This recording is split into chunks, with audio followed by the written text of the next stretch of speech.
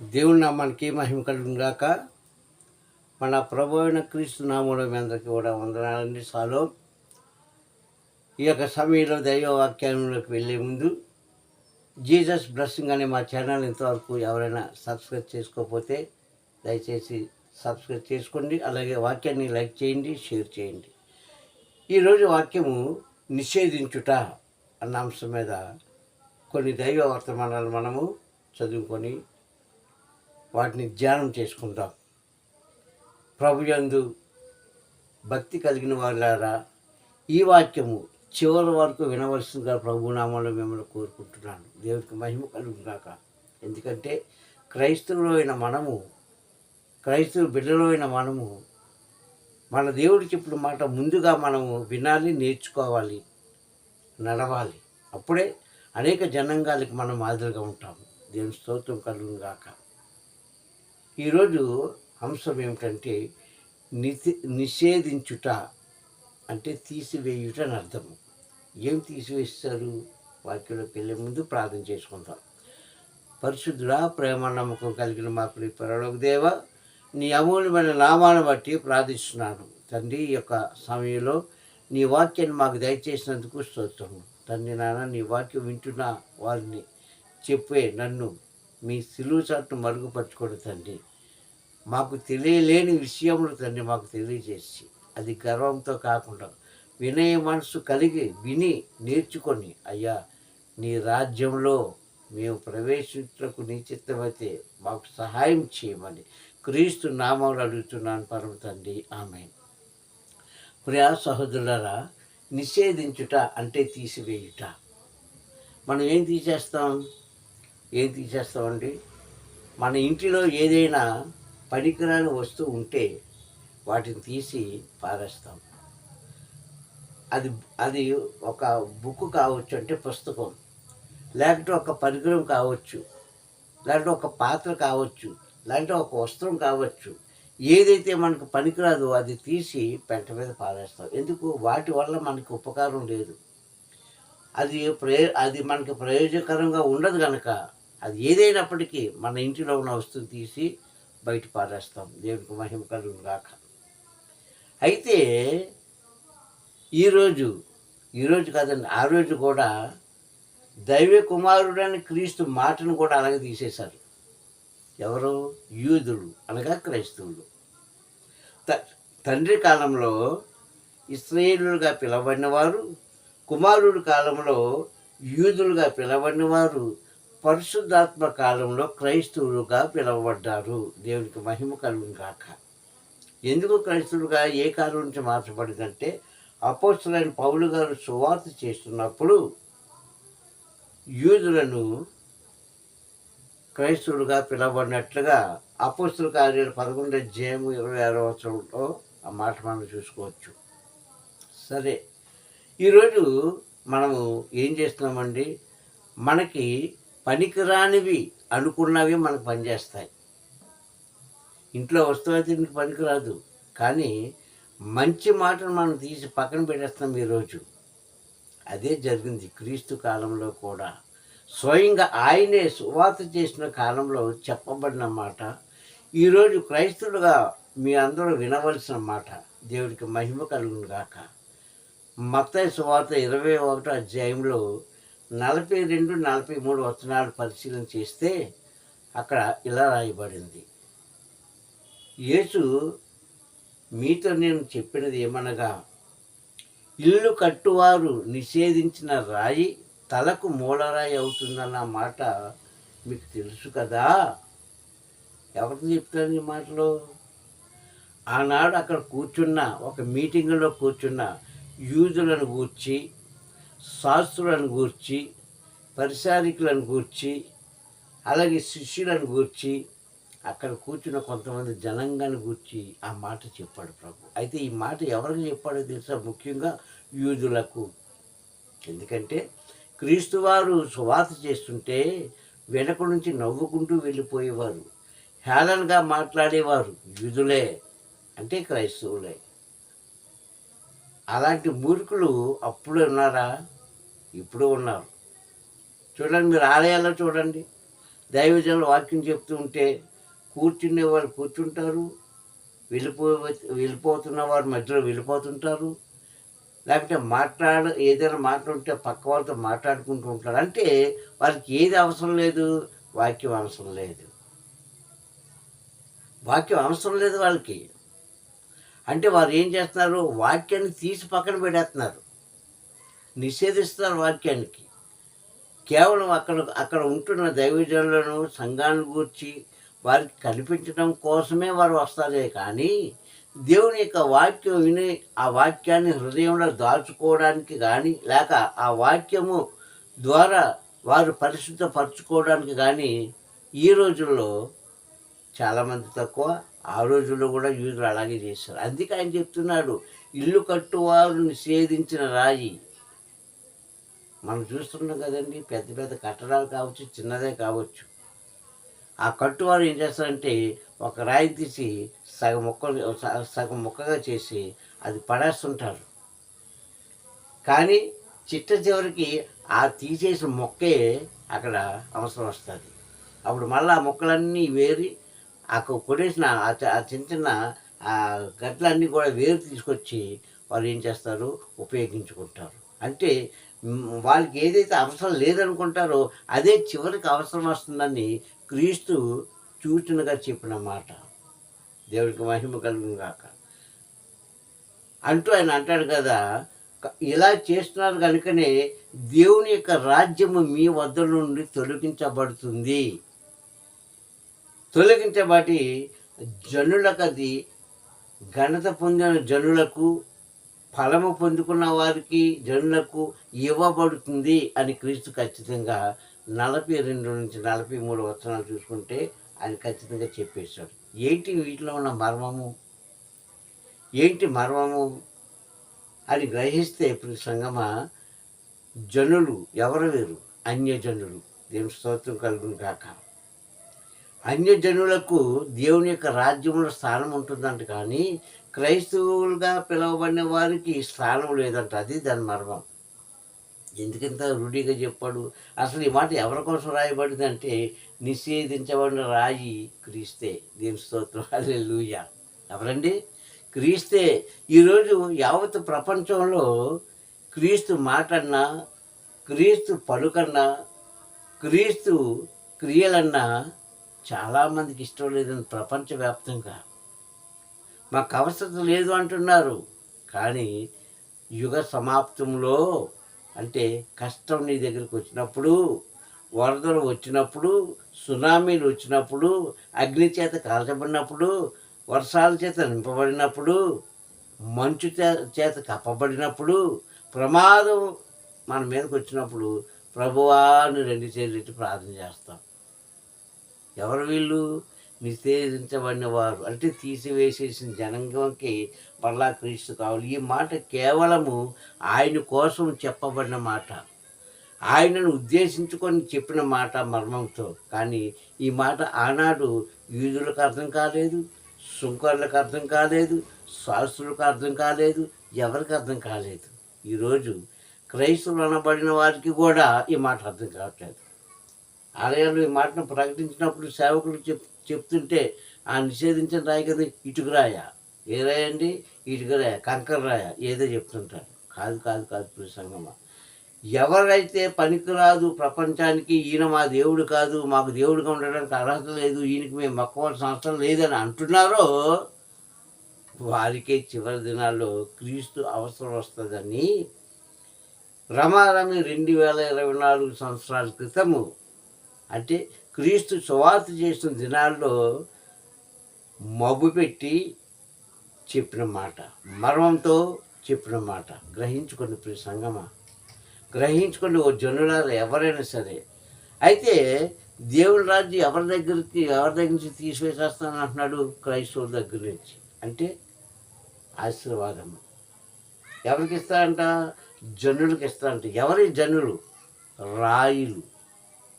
ఒక దగ్గర అంటారు కదా, పరమ తండ్రి, మీరు నన్ను స్తుతించకపోయినా, మీరు నాకు ఆరాధన చేయకపోయినా, మీరు నన్ను తలంచుకోకపోయినా, మీరు నాకు సాష్టాంగ నమస్కారం చేయకపోయినా, రాళ్ళు నన్ను స్తుతిస్తాయి అని చెప్పిన మాట మీకు జ్ఞాపకం ఉంది కదా? జ్ఞాపకం ఉందా? ఏ బాబు నీకు జ్ఞాపకం ఉందా? ఏమ్మా నీకు జ్ఞాపకం ఉందా? ఏంటి రాళ్ళు? ఏ రాయిలు? ఏ కంకర రాళ్ళు, ఇటుక రాళ్ళు, ఏదైనా సిమెంట్ రాళ్ళు ఇవా? రాతి గుండు కలిగిన అన్యజనం కోసం ప్రభు చెప్పాడు. దేవుని స్తోత్రం, హల్లెలూయా. ఓ ఇశ్రాయేలు ప్రజలారా, మీకు నేను ఇన్ని మేలు చేస్తున్నాను, మిమ్మల్ని ఇంత బాగా నడిపిస్తున్నాను, మీకు ఏ కష్టం లేకుండా మిమ్మల్ని నడిపిస్తున్నాను, మీరు కోరిన ఆహారం ఇస్తున్నాను, మీరు ఎక్కడ అడిగితే అక్కడ మంచినీళ్ళు ఇస్తున్నాను, మీ చెప్పులు అరిగిపోకుండా, మీరు వేసుకున్న వస్త్రాలు నలిగిపోకుండా, పగలు మేఘ స్తంభంగాను, రాత్రులు అగ్ని స్తంభంగాను నేను చేస్తూ ఒక వ్యక్తిని మీకు సేవకుడిగా పంపించి మిమ్మల్ని ఇంత రక్షిస్తే చివరికి ఏమన్నారు? మేము వినమంటున్నారే మీరు నిజంగా మూర్ఖులు కదా. కనుక ఇదిగో నా యొక్క రాజ్యము మీకు కాదు. ఎవరికంట? ఎవరికి? రాళ్ళకి ఇస్తారంట. వాళ్ళే అన్ని జనులు. ఈరోజు మనం చూస్తున్నామండి, చాలామంది అన్ని జనులు ప్రభువుని నమ్ముకున్నారు. వీళ్ళంతా ఎవరు? రాతిని మొక్కేవారని అర్థం, రాతికి పూజలు చేసేవారని అర్థం, రాయే దేవుడని నమ్మేవారు ఈరోజు ప్రభు పాదాల దగ్గరికి వస్తున్నారండి. ఎందుకు జరుగుతుంది ఎలాగంటే, కొన్ని వేల సంవత్సరాల క్రితము పరమ తండ్రి చెప్పిన మాట నెరవేర్చబడుతుంది. దేవుని స్తోత్రం, హల్లెలూయా. ఓ క్రైస్తవులారా, ఓ ప్రపంచంలో ఉన్న ప్రతి మనుషులారా, నువ్వు ముస్లిం కావచ్చు, హిందువు కావచ్చు, క్రైస్తవుడు కావచ్చు, కానీ చివరికి నువ్వు చేరవలసింది తండ్రి దగ్గరికే. దేవుని స్తోత్రం, హల్లెలూయా. ఎందుకంటే నీ గమ్యస్థానం అదే. అందుకంటున్నాడు, మీరు స్తుతించకపోయినా రాళ్ళు నన్ను ఆరాధిస్తాయి, స్తుతిస్తాయి అన్నాడే, వాళ్ళే అని జనంగమ్మ. అందుకే అయినాక హృదయ ఆవేదన ఎవరితో చెప్తున్నాడండి? అన్ని జనాంగంతో చెప్తున్నాడు, సంఘంతో చెప్తున్నాడు. ఇర్మీయా గ్రంథం 6వ అధ్యాయం 18వ అంటాడు. ఇర్మీయా గ్రంథం 6వ అధ్యాయం 18వ రాయబడి 18 అందులో రాయబడిన విధంగా అని అంటాడు కదా, మేము వినమని వారు అన్నారు. ఎవరు వీరు అన్నవారు? ఇశ్రాయేలు ప్రజలు, దేవుడు ప్రేమించిన ప్రజలు. ఎవరని వీళ్ళు? దేవుడు ఇష్టపడి ప్రేమించిన ప్రజలే ఆయన మీద తిరుగుబాటు చేస్తే అక్కడ అంటాడు, మేము వినమని వారు అంటున్నారు. అన్ని జనులారా, సంగమా ఆలకించండి అని ప్రభు యొక్క ఆవేదన అక్కడ వెళ్ళబుచ్చుకుంటున్నాడండి. జ్ఞాపకం చేసుకోవాలి ప్రియ సహోదరులారా, నీవు క్రైస్తవురాలుగా బ్రతుకుతున్నావంటే నీలో నిజమైన ప్రార్థన ఉందా? నీలో నిజమైన పట్టుదల కలిగిన ప్రార్థన ఉందా? కానీ కోరికలు మాత్రం ఎన్నో కోరుకుంటుంటాం. యేసుక్రీస్తు ప్రభువారు సువార్త చేసిన దినాల్లో ఎన్నో అద్భుత కార్యాలు జరిగాయండి, ఎన్నో ఆయన చేశాడు. అయినా సరే కొంతమంది మాత్రమే మారు మనసు పొందుకున్నారు, అందరూ కాదు. చదువు రాని వారు కూడా ఆ మాటలకు లోబడ్డారు. అందుకే అంటున్నాడు, అన్ని జనాంగమా, సంగమా ఆలకించండి అని తండ్రి చెప్పిన మాట మనం ఇర్మీయా గ్రంథంలో జ్ఞాపకం చేసుకోవాలి. క్రీస్తు బోధిస్తూ ఉంటేనంట ఒక దగ్గర ఒక మీటింగ్లో కూర్చున్నాడు ఆయన. మీటింగ్ అంటే ఇప్పుడు మనకులాగా టెంట్లు వేసుకొని మైక్ సెట్లు పెట్టుకొని పాటలు పాడుకుంటూ చక్కగా ముస్తాబై రావడం కాదండి. ఎవరు పైబట్ట వారు తెచ్చుకొని పైబట్ట తెచ్చుకొని నెత్తి మీద కప్పుకొని రాళ్ళలోను ఇసుకలోను నేల మీద సముద్రం తీరంలో కూర్చొని ప్రభు చెప్పే మాటలు వినేవారండి ఆ రోజుల్లో. ఇప్పుడు మనకి కూర్చోడానికి కుర్చీ లేకపోతే ఆ వ్యక్తులు ఆ మీటింగ్లో ఉండడం వెళ్ళిపోతారు. వాళ్ళకి ఎందుకు ఏమొచ్చంటే అక్కడికి వెళ్ళాం కానండి, కూర్చోడానికి కుర్చీలే లేవు. నువ్వు కూర్చోడానికి కుర్చీ కోసం వెళ్తున్నావా? దేవుని యొక్క మాట వినడం కోసం వెళ్తున్నావా? కొంతమంది ఎంతసేపు అయినా సరే నిలబడి ఆ వాక్యాన్ని అలాగే వింటుంటారు. మరి వాళ్ళ పరిస్థితి ఏంటి అంటే, నీలో ఏమీ లేదు, ఆ వాక్యం మీద ఆసక్తి లేదు. అందుకే అంటున్నాడు, ఇలాంటి వారికి నా తండ్రి రాజ్యం దూరంగా ఉంటుందంట. ఓ క్రైస్తవులారా జ్ఞాపకం చేసుకోండి. ఎందుకంటే దేవుడు మనకిచ్చిన ఆయుష్కాలం తరిగిపోతుంది. దినదినం కూడా రోజు తరిగిపోతుంది. ఇంకెప్పుడు ఆయనను అంగీకరిస్తావు? ఇంకెప్పుడు ఆయన మాటలను అర్థం చేసుకుంటావు? ఇక్కడ ఎవరికి అర్థం కాలేదు. ఆ రోజుల్లో వాళ్ళకి అర్థం కాలేదు. ఈ రోజుల్లో మనకే అర్థం కావట్లేదు చాలామందికి. మూలరాయి అంటే మూలరాయే, ఇల్లు కట్టారా అంటే ఇల్లు ఎందుకు ఎవరి మూలరాయి ఇంతకీ అంటే సర్వాధికారి తండ్రి కుమారుడైన క్రీస్తే. ఆయన కోసం రాయబడిన మాటలండి. ఆయన ఉద్దేశించి రాయబడిన మాట ఇది. అంతేగాని ఇటుకరాళ్ళ కోసమో, కంకర రాళ్ళ కోసమో, సిమెంట్ రాయి కోసమో, మరొక రాయి కోసమో రాయబడిన మాట కాదు. దేవుని స్తోత్రం కలుగును గాక. వాక్యంలో ఎన్నో మర్మాలు ఉంటాయి. ఆ మర్మాలను మనము జాగ్రత్తగా చదివితే ఆ రహస్యాలు బయట పెడతాము. దేవుని స్తోత్రం హల్లెలూయా. బయట పడతాయి అవి. అలాగే ఒక స్త్రీ, ఒక అన్యురాలు, చదువులేని పామరురాలు ప్రభు మీటింగ్ పెట్టి ఆ మీటింగ్లో బోధిస్తుంటే ఏ బోధ? పరలోక సంబంధమైన బోధ, పనికిరాని మాటలు కాదండి. ఈరోజు చాలామంది వాక్యం తీసుకున్నది కొద్దిగా అయినా అందులో పనికిరాని మాటలు ఎక్కువగా మాట్లాడుతుంటారు. ఎందుకు పనికిరాని మాటలు నేను అంటున్నానంటే, ద్వితీయోపదేశకాండం 13:13 రాయబడినట్లుగా పనికిమాలిన కొందరు మీ పక్కన చేరి అని అక్కడ ఉంటుంది వాక్యం. కనుక ఎందుకు పనికిరాని మాటలు చెప్తూ ఉంటూ సమయాన్ని సద్వినియోగం చేసుకోరు వారు. ప్రభు అలాంటి మాటలు చెప్పలేదండి. పరలోక సంబంధమైన మాటలు చెబుతూ ఉంటే చదువు లేని ఒక స్త్రీ, ఆమె హృదయం ఆనందంతో లేచి అన్నదంట, అయ్యా అయ్యా, ఏ తల్లి కన్నదో, ఏ తల్లి పాలు తాగి నువ్వు పెరిగావో, ఇంత మంచి మాటలు మేము ఎప్పుడు వినలేదు. మాకు కావలసిన మాటలు ఎప్పుడు మేము నేర్చుకోలేదు. కనుక నీ జన్మ ధన్యమైంది అని అన్నదంటండి. ఎక్కడున్నాయి మాటలు? లూకా సువార్త 11:27 నిన్ను మోసిన గర్భము, నీవు కుడిచిన స్థానంలో ధన్యములైనవని ఆమె కేకలు వేసి చెప్పగా ఎంత సంతోషం అండి ప్రియ సంగమా. ఆమె ఎంత సంతోషంగా చెప్పిందండి ఆ మాట. ఎవరేమి? ఒక అన్యురాలు. ఆ రోజుల్లో యూదులకు అర్థం కాలేదు. ఈరోజు క్రైస్తవులు మనకు అర్థం కావట్లేదు వాక్యం. ఎప్పుడైతే వాళ్ళు చెప్పిందో యేసుక్రీస్తు ప్రభువారు పొంగిపోలేదు. ఆహా ఎంత బాగా చెప్పావమ్మా అనలేదు. ఆ కింద అంటారు కదా 28 అవును కానీ నా తండ్రి వాక్యమును గైకొన్నవారు మరింత ధన్యులు అన్నాడు. దేవుని స్తోత్రం హల్లెలూయా. ఎవరన్నాడండి?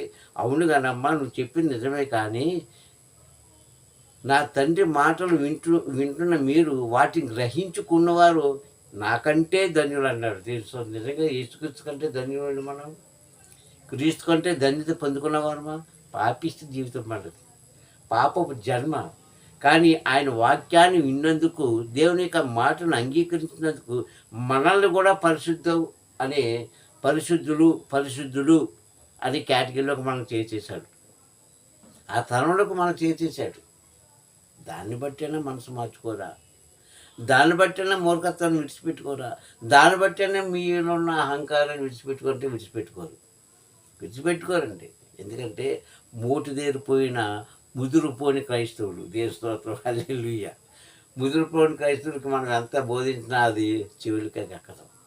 కానీ నేనంటాను, దేవుని వాక్యము ఏ కాలంలోనైనా, ఏ పరిస్థితిలోనైనా, ఏ వయసులో ఉన్నవారైనా, ఎక్కడ ఉన్నవారైనా, ఏ భాష వారైనా అది విని దాన్ని గైకుంటే దేవుని రాజ్యానికి వారసులు అవుతారు. దేవుని స్తోత్రం హల్లెలూయా.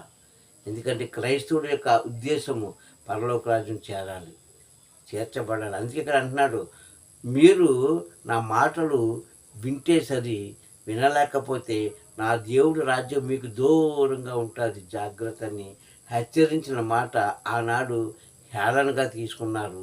ఈరోజు చాలామంది హేళనగా తీసుకుంటున్నారు. కనుకనే లోకంలో మీరు లోకంలో మీరు క్రైస్తవులుగా, క్రైస్తవురాలుగా, క్రైస్తవ సంఘాలుగా, క్రైస్తవ సేవకులుగా, క్రైస్తవ కుటుంబాలుగా ఉండొచ్చేమో కానీ దేవుడి దృష్టిలో మాత్రం మనం లేవంట.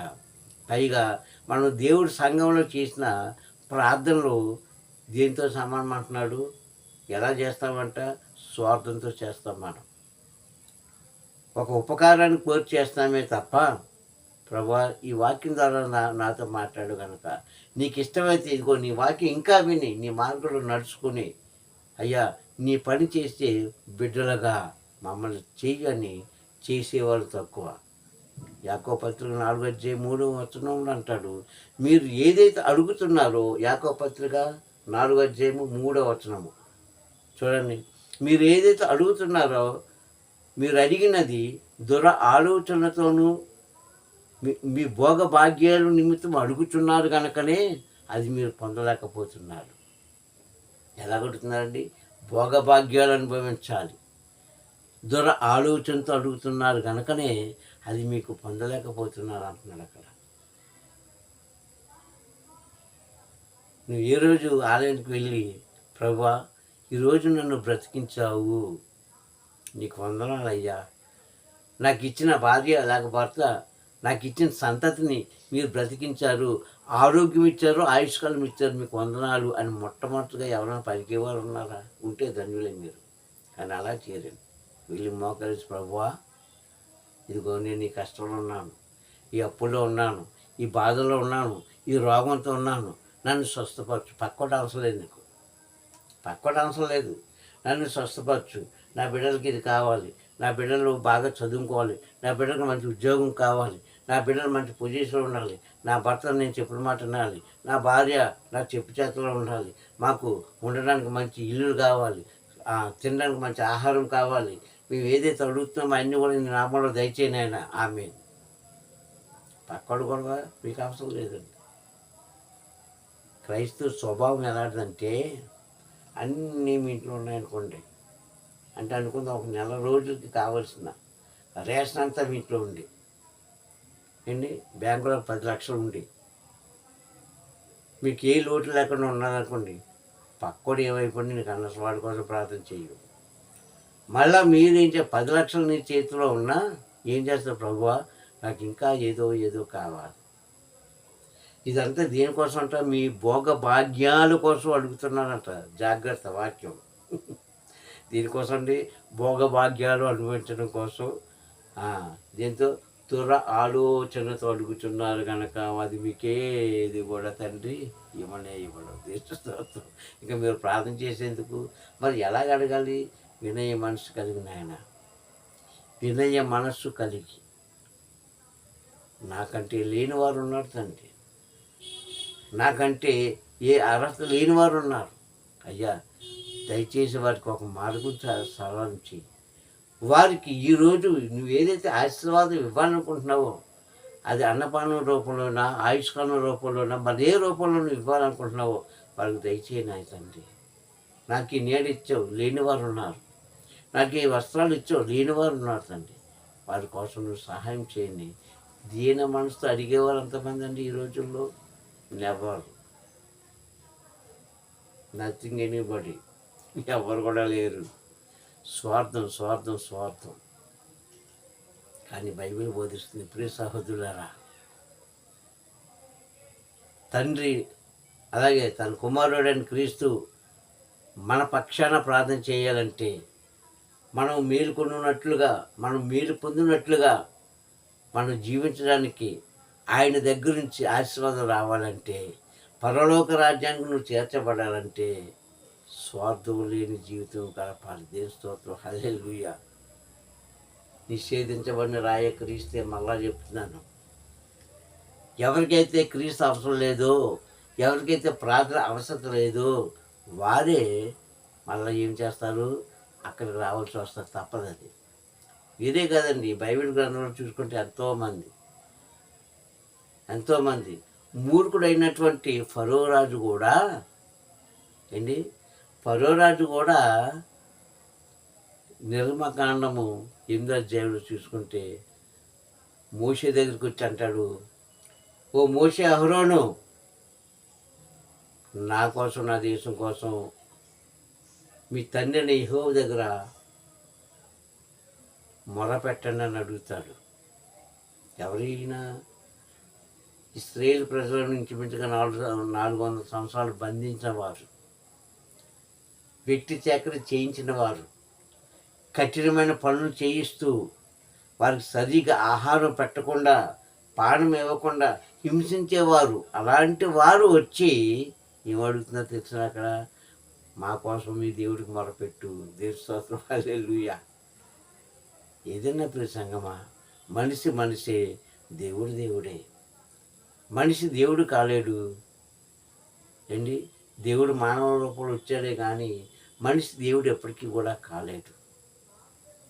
కనుక ఆయన స్థానం ఆయనదే, మన స్థానం మనదే. కనుక మన స్థానం ఏంటి, మన జీవితం ఏంటి, మన మన మన యొక్క ఆ యొక్క మార్గం ఏమిటి, ఉద్దేశం ఏమిటి అని తెలుసుకొని మసలుకొని జీవించడమే మానవ జీవితం. అప్పుడే దేవుని యొక్క రాజ్యము నీ వద్దకు వస్తుంది. దేవునికి మహిమ కలుగును గాక. ప్రియ సహోదరులారా, ఇక్కడి నుంచనే మేలుకోండి.